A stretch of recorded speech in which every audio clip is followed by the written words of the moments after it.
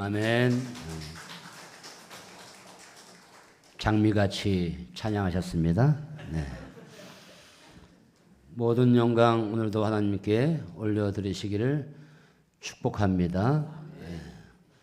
이 시간도 하나님께서 어떠한 은혜를 주실는지 전 항상 설교하기 전에 하나님께 기도하지요. 하나님, 오늘도 설교의 원고는 있지만 그래도 하나님께서 저의 입술을 주장하시고 저의 심장을 다스려 주시기를 원합니다. 이런 마음으로 기도하면서 항상 단에 쓰고 있습니다. 오늘은 종교개혁주일입니다. 종교개혁주일인데 금년은 508주년의 종교개혁주일입니다. 종교개혁이 발발한 동기는 이러합니다. 로마 교황 레오 10세가 베드로 대성당을 신축하고 싶었는데 그 명목으로 비용 확보를 위하여 무엇을 하였느냐 하면 면죄부, 다시 말하면 면벌부라고도 하는데 면죄부를 발행하여 판매하게 되었습니다. 면죄부, 면벌부란 죄에 대한 형벌을 면제해 준다는 증서입니다. 한마디로 티켓입니다. 이 티켓을 사게 되면 지옥으로 가지 않는다. 연옥으로 가지 않는다. 로마 교황은 베드로 성당의 신축 비용을 마련하기 위해서 이렇게 면죄부를 만들어서 판매하게 되는 것이지요. 이에 대해 루터는 그것의 신학적 정당성을 문제 삼아서 1517년 10월 31일 95개조의 조항을 만들어서 비텐베르크 대학 성당 정문에 붙이게 됩니다. 95개조의 반박문을 만들어서 비텐베르크의 대성당의 정문에 붙이게 되는데 그거의 핵심은 우리 한번 토론해 봅시다. 로마 교황과 로마의 교권을 대항해서 우리 루터가 이야기했던 그러한 논제지만 그러나 이것이 결국은 종교개혁의 도화선이 되는 것입니다. 당시 루터의 반박은 로마의 권력을 비판한 행동이고 전통신앙의 심장부에 비수를 꽂는 시한폭탄과도 같은 것이었습니다. 이로부터 3년 후 루터는 파문을 당하게 됩니다. 그리고 신성 로마 제국의 의회에 소환되게 되지요. 그러니까 루터는 로마 가톨릭의 교권과 권위의 변화와 혁신을 요구하게 된 셈이지요. 쉽지 않은 일이었습니다. 로마 교황과 권위에 도전한다는 것은 쉬운 일이 아니었습니다. 어찌됐든 로마 가톨릭의 교권과 권위의 변화와 혁신을 요구한 그 이후로 우리 개신교회가 탄생하게 된 것입니다. 가톨릭은 구교라 이렇게 얘기를 하지만 우리 감리교회, 성결교, 장로회, 순복음 다 이런 교파들은 개신교라고 이야기를 하지요. 거기에 루터교도 마찬가지고 성공회까지 개신교의 범주 안에 들어와 있습니다. 개신교회 할 때 개신교회란 뭐냐? 로마 교황을 중심으로 전개되어 오는 절대 권력에 저항한다는 뜻에서 프로테스탄트 교회, 프로테스탄트라고 하는 것은 항거한다, 저항한다 이런 뜻을 가지고 있어요. 우리 개신교회는 뭐냐? 우리 개신교회는 옳게 혁신한다는 색채를 띠고 있는 교파가 우리 개신교회입니다.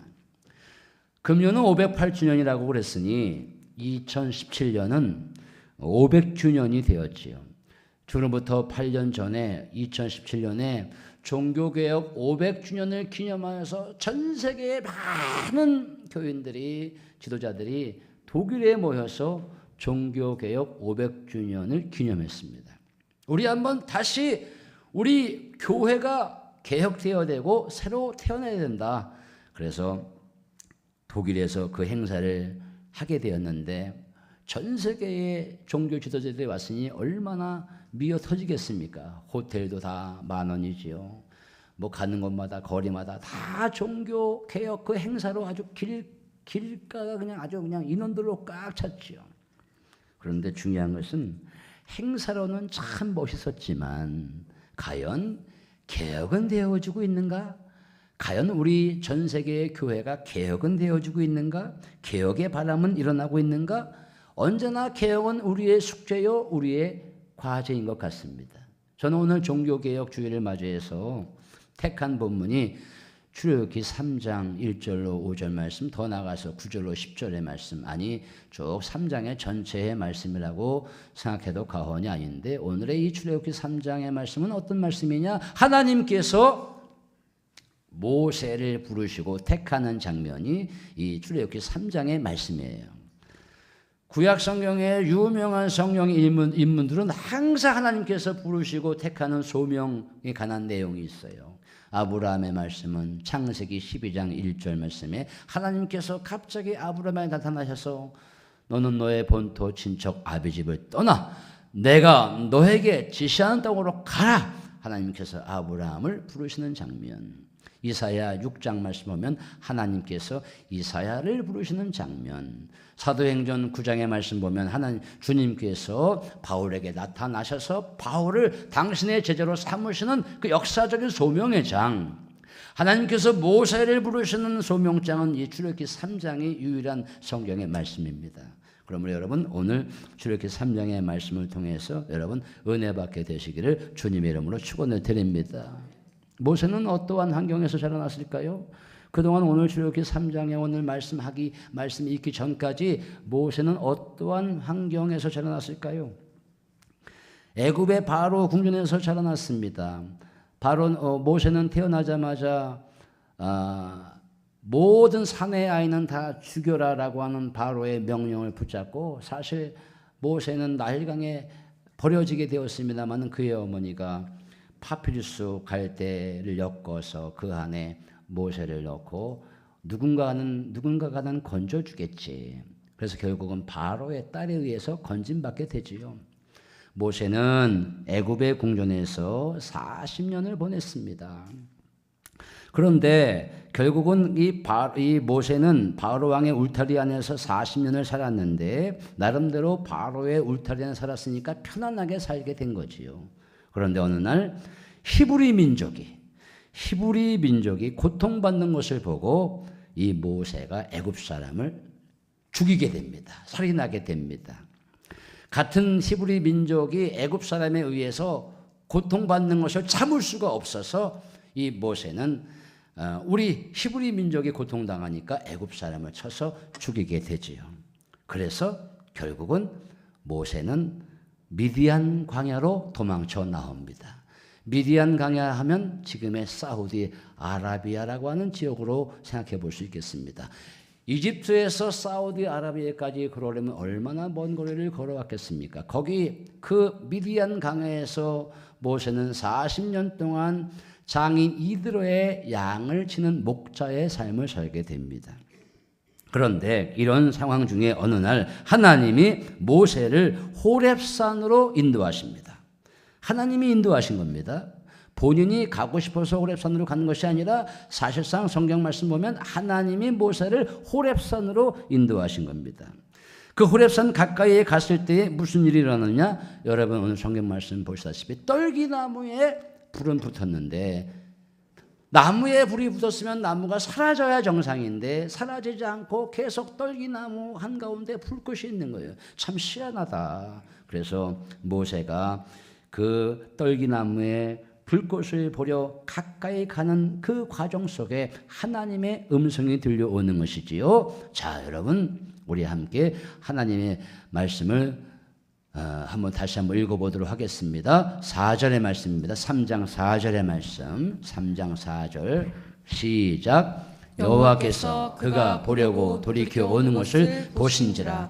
하나님이 떨기나무 가운데서 그를 불러 이르시되 모세야 모세야 하시매 그가 이르되 내가 여기 있나이다. 5절 하나님이 이르시되 이리로 가까이 오지 말라. 내가 선 곳은 거룩한 땅이니 내 발에서 신을 벗으라. 아멘. 저는 오늘 여러분과 함께 이 5절의 말씀을 통해서 잠깐 묵상을 해보려고 합니다. 5절의 말씀을 제가 다시 한번 읽어보니까 하나님이 이르시되 이리로 가까이 오지 말라. 내가 선 곳은 거룩한 땅이니 네 발에서 신을 벗으라. 저는 이 말에 너무나 감동을 받습니다. 아울렛에 들어가면은 언제 한번 보니까 나이키 행사를 하면서 할인한다고 사람이 미어 터집니다. 지금 모세가 신고 있는 신발 샌들이겠지요? 중동이니까. 하나님 말씀하십니다. 이리로 가까이 오지 말라. 이리로 가까이 오지 말라. 내가 서 있는 것은 거룩한 땅이니 네 발에서 신을 벗어라. 여기서 말하는 신이 과연 모세가 신고 있는 샌들일까? 아니면 우리가 생각하는 나이키, 프로스펙스, 아디다스 이런 신을 이야기하는 것일까? 사물로 보이는 신을 이야기하는 것일까? 영적으로 보면 전혀 아니었답니다. 내가 서 있는 것은 거룩한 땅이니 내 발에서 신을 벗으라 할 때 그 신은 우리가 사물로 보는 그러한 신발이 아니라 어떤 것이냐? 어떤 것이냐? 너가 갖고 있는 가치관, 신념, 이론, 사상 이런 것을 얘기한다는 거예요. 너가 가지고 있는 그 가치관, 신념, 사상, 이론 가지고는 내 앞에 설 수가 없어. 너 그거 다 버려야 돼. 이렇게 지금 하나님께서 강력하게 지금 선포하고 말씀하시는 거예요. 믿으십니까? 타락한 인간은 이 말씀 뭐냐? 타락한 인간은 죄된 모습으로 하나님 앞에 절대로 설 수가 없다. 그것을 강하게 보여주는 말씀이에요. 부정한 인간이 거룩하신 하나님을 보면 그 자리에서 죽임을 당한다는 것, 이것은 또한 히브리인들의 사고방식이에요. 구약 성경에 그런 말씀들이 많이 있지요. 하나님을 본 자는 죽느니라. 그러므로 우리 여러분 이 시간에 사사기 6장 22절로 23절의 말씀 화면을 보시고 함께 읽도록 하겠습니다. 시작. 기드온이 그가 여호와의 사자인 줄 알고 이르되 슬프도소이다. 주여 내가 여호와의 사자를 대면하여 보았나이다 하니 여호와께서 그에게 이르시되 너는 안심하라 두려워하지 말라 죽지 아니하리라 하시니라. 하나님, 내가 여호와의 사자를 보았습니다. 내가 여호와의 사자를 대면하여 보았는데 기드온이 지금 그러는 겁니다. 하나님 슬픕니다. 나 이제 죽는 겁니까? 나 하나님의 사자 하나님을 봤는데 나 이제 죽는 겁니까?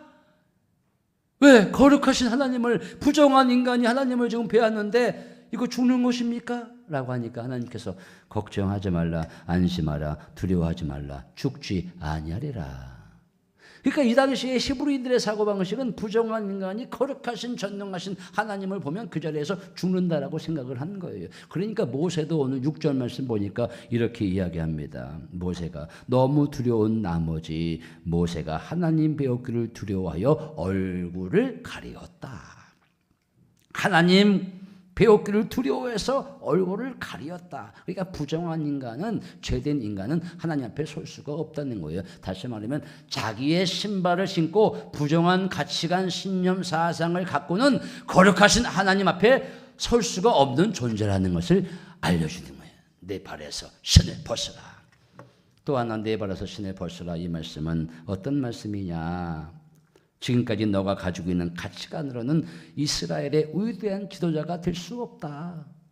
너 물론 민족주의적인 사고방식으로 우리 같은 동족인 히브리 백성이 고통당하는 것을 보고 애굽 사람을 쳐 죽였는데, 애굽 사람을 쳐 죽인 것은 어떻게 보면 잘된 일이에요. 같은 동족이 죽어 고통받는 것을 보면서 그거에 관한 어떤 아픔을 참을 수 없어서 내 동족이 피해를 보고 있으니까, 하나님의 선택된 백성인 이스라엘 백성이 피해를 보고 있는데 애굽 사람을 쳐 죽인 것은 어떻게 보면 육안으로 보면 잘된 일 아닙니까? 그런데 하나님은 이렇게 말씀하십니다. 너의 그 혈기 가지고도 이스라엘 백성을 이스라엘 가나안 땅으로 인도해낼 수 없고 위대한 지도자가 될 수 없다. 하나님의 관점에서 그렇게 말씀하시는 거예요. 그래, 내 발에서 신을 벗어야 위대한 지도자가 될 수 있고, 이스라엘 백성이, 하나님은 아신 거예요. 이스라엘 백성이 애굽을 나와서 시내산 반도를 거쳐서 가나안 땅을 갈 때 얼마나 많은 불평과 원망을 할지 하나님은 아셨고,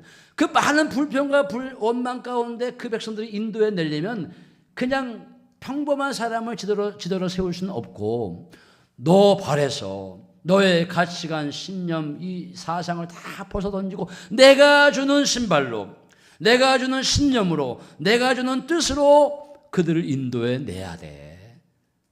그래서 오늘 내 발에서 내 신을 벗어라. 이런 과정을 거친 후에 9절 말씀과 10절의 말씀에 나와 있는 것이 그 말씀이에요. 9절 말씀 보니까 이제 가라. 10절로 이어지면서 이스라엘 자손의 부르짖음이 내게 달하고 애굽 사람이 그들을 괴롭히는 학대도 내가 보았으니 이제 내가 너를 바로에게 보내어 너에게 내 이스라엘 자손을 애굽에서 인도하여 내리라. 할렐루야. 하나님은 여전히 우리를 빚으시는 거예요. 빚으시는 거예요. 하나님은 모세를 빚으셨어요. 네 발에서 신을 벗어라. 하나님은 우리를 빚으시는 하나님입니다. 우리는 하나님께 빚음받은 피조물입니다. 더 나아가서 우리는 한 번 빚음받은 것이 아니라 여전히 하나님에 의해 빚음받아가며 살아가는 존재인 거예요. 차력으로 여러 가지 내가 원하는 사물을 만들듯이 지금은 점토로 아이들의 어떤 창작놀이 문화가 생겼듯이 하나님은 여전히 당신의 뜻으로 나를 빚어가신다는 거예요. 저 하나님 빚어주십시오라고 순종하면 좋은데 아니야 하나님 나 빚어주지 마세요 라고 불순종하면 되겠습니까? 하나님은 여전히 나를 빚어주시는 하나님이에요. 개혁이라고 하는 게 뭐냐? 우리는 개혁에 대해서 여러 가지 생각을 합니다. 그런데 우리는 가지고 있는 가치관, 신념이 참 많아요. 100이면 100사람이 다 가치관과 신념 이론이 다 있습니다. 다 존중받아야 되죠. 그런데 그 100이면 100사람이 갖고 있는 가치관, 신념이 하나님의 입장에서 볼 때 과연 다 소중한 것일까? 하나님께서 보실 때 그 가치관과 신념이 다 옳은 것일까? 만일 내가 가지고 있는 가치관과 신념이 하나님의 뜻과 상충한다면 충돌한다면 내 가치관을 버려야 되겠습니까? 아니면 하나님이 주신 가치관을 버려야 되겠습니까? 내 가치관을 버려야 되겠죠. 그러니까 하나님이 원하시는 가치관으로 환승을 해야 되겠죠. 환승을 해야 되겠죠. 개혁에 대해서 이야기를 하고 있습니다. 오늘 이 시간은 개혁에 대해서 이야기를 했습니다.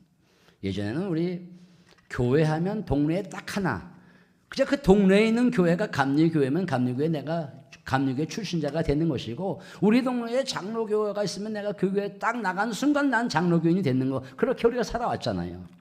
시내에 살던 분들 빼놓고 다 농촌이나 이렇게 우리 구죽동 같은 분들은 다 그 동네 하나밖에 없잖아요. 지금은 교회가 엄청 많습니다. 송강동만 해도 감리교회만 해도 7, 7, 8개입니다. 뭐 감리교회만 아닙니까? 지금 장로교부터 해가지고 십자가 그냥 밤에 십자가 보면 많잖아요. 교회를 얼마든지 선택할 수 있는 그런 시대가 되었다는 거예요.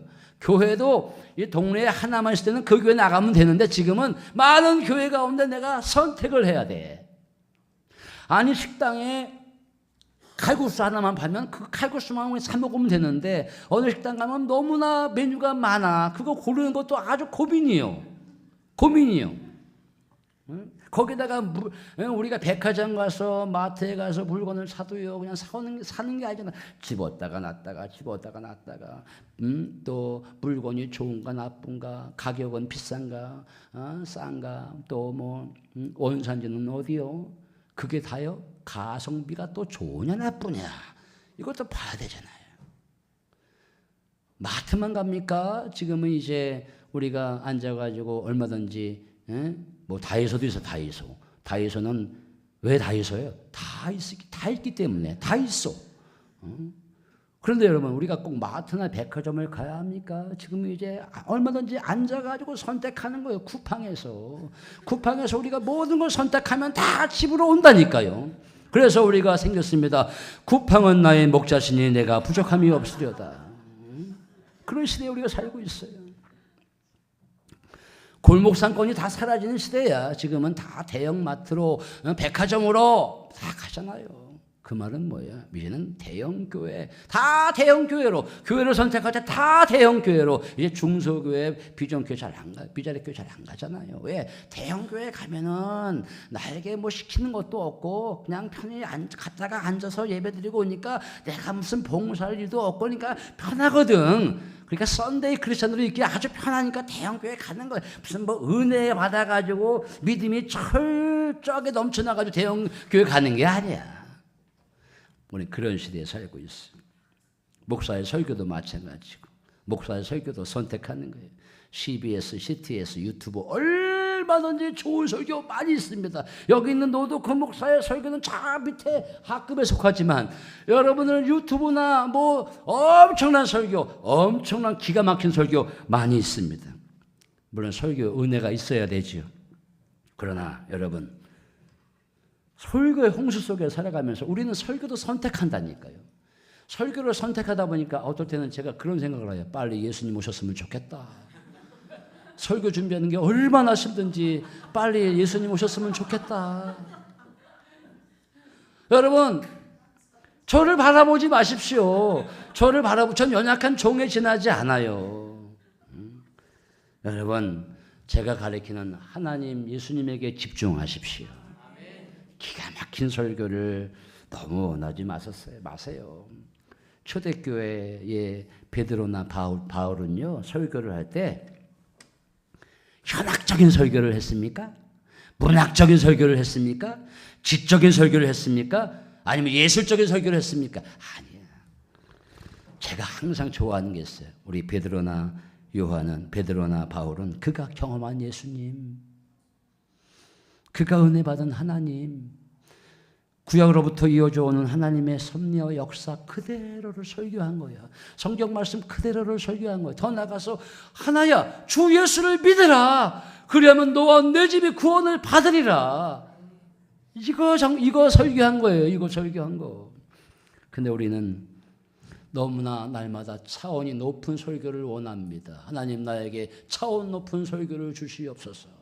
우리가 그동안 들은 설교, 엄청나게 차원 높은 설교 많이 들었어요. 그러면 여러분, 우리가 이렇게 엄청난 차원 높은 설교 들었으면 우리의 믿음의 정도와 생활의 삶의 모습도 차원이 높아야 되잖아요. 우리가 엄청난 설교를 들었으면 벌써 예수 그리스도의 참된 제자가 되어서 목사님이 뭔 말을 하지 않아도 알아서 착착착 해가지고 다 철저한 예수님의 제자가 되어야 되는데, 우리는 항상 키만 커져가지고 차원 높은 설교만 원한다니까요. 그럼 우리는 어떤 사람이 되어야 되냐? 이것부터 우리가 개혁하고 혁신해야 되겠다. 이런 생각을 해봅니다. 너무 오늘 제가 개혁이니까 강한 말씀을 드리나요? 정치도 개혁돼야 된다. 경제도 개혁돼야 된다. 모두 개혁돼야 된다. 교회도 개혁돼야 된다. 목사님도 개혁해야 된다. 다 좋아요. 큰 것을 생각하지 마십시오. 누구나가 작은 것부터 변화하고 작은 것부터 개선하기를 바라십시오. 그래서 스텝 바이 스텝이라고 해요. 항상 상대방, 나부터 개혁하기를 원하십시오. 나 빼놓고 다 개혁되기를 원해. 왜 개혁이 안 되지? 근데 그 개혁의 대상에서 나는 빠져 있어. 이게 문제라는 거예요. 그리고 오늘 하나님께서 말씀하십니다. 내 발에서 내 신을 벗어. 내 신을 벗어야 나와 함께 이 길을 걸어갈 수 있어.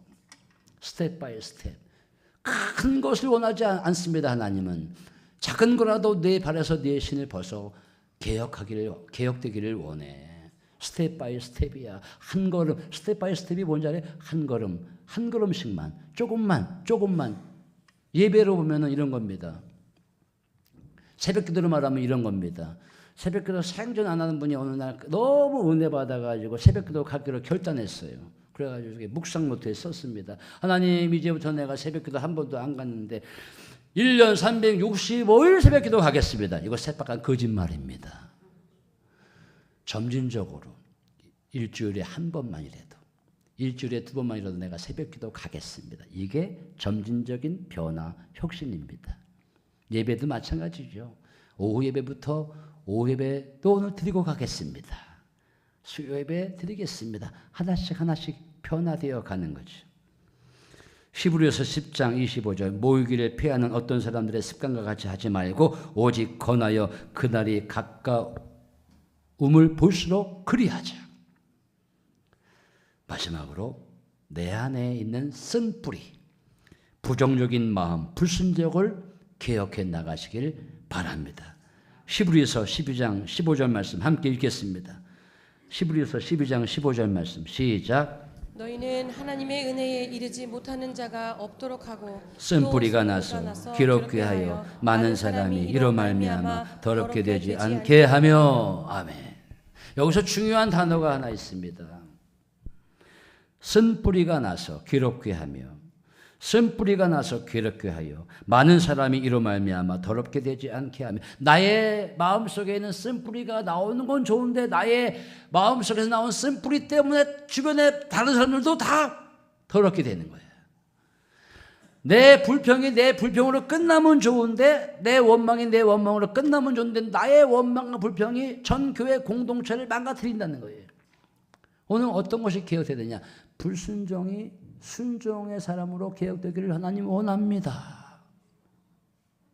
제가 남부연의 목사님들하고 한 달에 한 번 혹은 두 달에 한 번 정도 조찬 식사하면서 대화를 나누는 적이 많은데요. 어떤 목사님 한 분하고 나눈 대화입니다. 그 목사님이 그렇게 말씀하시더라고요. 우리 교회는요, 제가 뭘 하자 그러면 꼭 청개구리 교인들이 들어 있습니다. 거기에는 청개구리 왕이 또 있습니다. 왜 내 신앙 내가 알아서 하는 것이지 목사님이 왜 참견하시냐고. 그래서 내가 뭘 하자고 하면 그 청개구리 왕으로 비롯해서 그 청개구리 그 몇 명들이 항상 제가 이거 하자 그러면 항상 목사님 하는 일에 견제를 해야 된다. 견제를 해야 되기 때문에 항상 그거에 반대대로 해야 된다나? 아니 무슨 뭐 우리 신앙생활이 무슨 견제야. 견제가 주 예수를 믿으라 그리하면 너와 내 집의 구원을 얻으리라. 예수님 믿는 일이 우리의 삶이지 무슨 목사님이 하는 일을 견제를 해. 네, 그래서 그랬죠. 그러면은 그렇게 그리고 목사님이 머리를 좀 비상하게 쓰셔가지고 교회가 부흥이 안 되는 쪽으로 제안을 한번 하시지 그래. 그럼 그분이 그 반대로 좋은 쪽으로 할 거 아니야. 그런 농담도 했댔습니다. 사람이요, 그 가슴 속에 쓴뿌리가 있는 사람은 항상 뭘 해도 항상 쓴뿌리로 다가옵니다. 아유 안 됩니다. 아유 할 수 없습니다. 이 쓴뿌리를 개혁해 나가요. 하나님이 원하시는 방향으로. 오늘 종교개혁주일에 큰 것을 원하지 않습니다. 정치 개혁됐으면 좋겠다. 경제 개혁됐으면 좋겠다. 뭐가 개혁됐으면 좋겠다. 아닙니다. 나로부터.